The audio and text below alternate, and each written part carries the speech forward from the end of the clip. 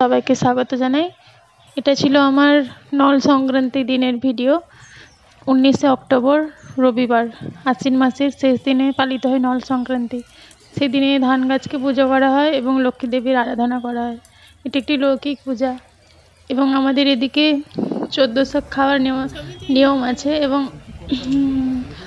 7টা পদের তরকারি রান্না করে খাওয়ার নিয়ম আছে। তো সকাল থেকে আমি এইসব চা খেলাম। আমাদের বাড়িতে বাসি পিঠে খাওয়ারও নিয়ম আছে। তো এটা আমার শ্বশুরমশাই বন্ধু দিয়ে গেছিলো, পিঠেটা খেয়েছি। তারপরে আমি যে এখানে দেখাচ্ছি সব সবজি কেটেছি, রান্না হবে।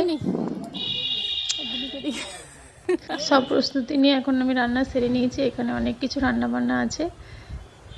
কুমড়ো ভাজা দেখে নাও তোমরা। দেখাচ্ছিল আমার শাশুড়ি, না ফার্স্টে আমি দেখাচ্ছিলাম, তারপরে আমার শাশুড়ি মা আবার বলেছিল যে কী কী রান্না হয়েছে। তো রান্নাগুলো কেমন হয়েছে তোমরা সবাই একটু কমেন্ট করে জানাবে।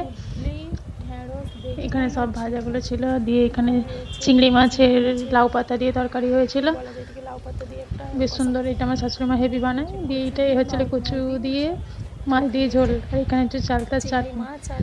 এইসব রান্না বান্না করতে আমি সকাল থেকে লেগেছি, ডিউটি থেকে গিয়ে সবাই মিলে, শাশুড়ি মা আমি সবাই মিলে রান্না বান্না করেছি নল সংক্রান্তি সেই উপলক্ষে।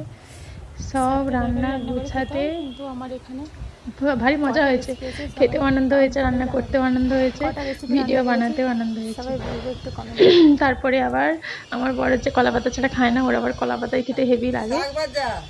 বড়া ভাজা, কলা ভাজা, এটা হচ্ছে পতরফা ভাজা, এটা হচ্ছে মাছের তেল, এটা ঢেঁড়স ভাজা, এটা হচ্ছে কুদলি ভাজা, পেঁপে ভাজা, লাউ পাতা চিংড়ি, ওল মাখা, এটা ঝোল, এটা টক, এটা দই।